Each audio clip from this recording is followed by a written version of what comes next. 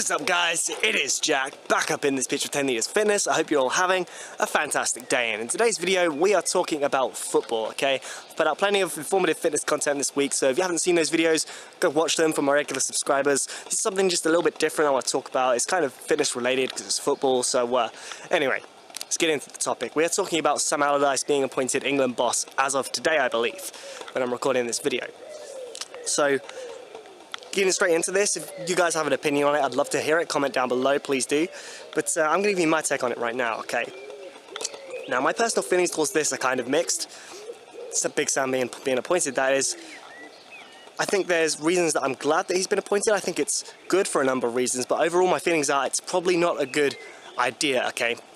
It could be a very inspired appointment, okay, depending on how things turned out, but that's always the way when you hire a manager. But there's a lot of reasons I'm worried about him being boss of our national side. I'm going to go ahead and break it down why, but I'm going to talk about the positive first, okay?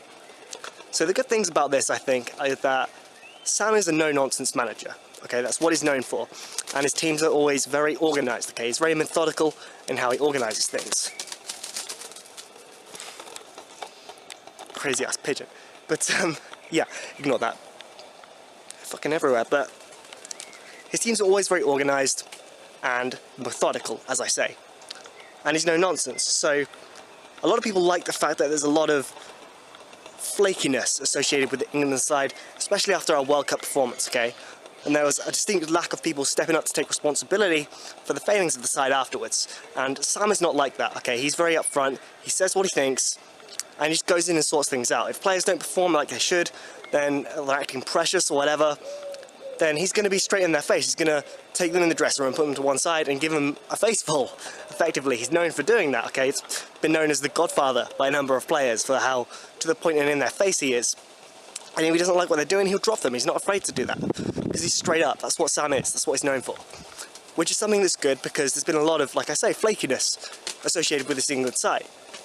Further to that, the methodical and organised thing is something we need because we saw in our tournament exit against Iceland, again, flaky performance. We were all over the place. We didn't look like players didn't know where they were supposed to be or what they were supposed to do, what their jobs were. That's unlikely to happen under Big Sam. His teams are very organised. Players who are supposed to be defending and tracking are going to be doing that. And the such like. So the team's likely to be organised. No more flaky shit. That's what's good about Sam. However, my concerns are, looking at Sam's track record, England are not the sort of side that he is used to handling, okay? Sam is a good manager in his own right, but he's not someone that wins things. He's not a manager that wins championships. He's not a manager that wins tournaments. What Sam is good at is taking over a substandard team for the competition they're in, such as a Bolton or a West Ham, with all due respect, and saving them from a relegation dogfight, okay? Giving them a solid mid-table finish, maybe upper half if they're lucky, okay, if he does especially well, if the signings come off well for him and such like. And his appointment to the England job, which is not like that, okay, it's taking a bunch of very good players actually, the best talent our generation has to offer from this country, and fixing their performance anxiety, because what's really happening with them is that they've just been underperforming. You would expect them to do well and be competing, you know, serial quarter-finalists, the squad we've had and the squads we have had over the past generation or so. That's not been happening. It's been flaky, like I say. So, I think the appointment of Capello back in the day was more what we should be shooting for, and that didn't work out, but that was an individual example, okay? Sam's not a manager that wins things, okay? Like I say, he's someone who takes over some substandard teams, generally speaking. So I don't think Sam has the experience of and the mentality towards winning tournaments. Okay, dominating teams and scoring a lot of goals, winning matches. What Sam is good at is grinding out results when you don't expect to. Okay, he takes teams and when they play away, they play for the draw. A lot of the time they'll get it because they throw the opponent off their game with his boisterous physical football, and they'll grind out a result, home or away, but especially away they'll play for the draw. But this is a quality side, okay, we have the best players in a lot of positions in the world, you know, it could be argued. So He needs to be able to manage great players, great teams, and win things. That's not what Sam does, okay?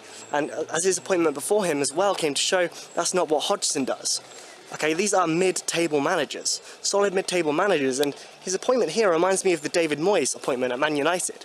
Okay, they hired him because they saw, well, if he can take an average team like Everton and give them slightly above average results, Europa League, and even got into the Champions League once, they think then, well, he can take over Man United and give us great results. Because, oh, think what he can do when he actually has money and great players to manage. But what we saw was David Moyes took over United and he gave them an Everton finish. He put them solidly in mid-table, because that's what he does, okay? He didn't know what to do with the money. He spent 30 million on Fellaini because he has no idea what to do when it comes to signing top quality players. Okay, he's used to fighting for results, scraping through. That's what these managers do, and they're very good at it in their own right. Okay, Big Sam's very good at that. But as I say, he's not a manager who wins competitions. And that's what England need right now. They need someone to step up, fix these players' performance anxiety, and show them how to win. Big Sam doesn't know how to win. Okay, with all due respect to him. But, well, there it is. That's all I have to say on that, really.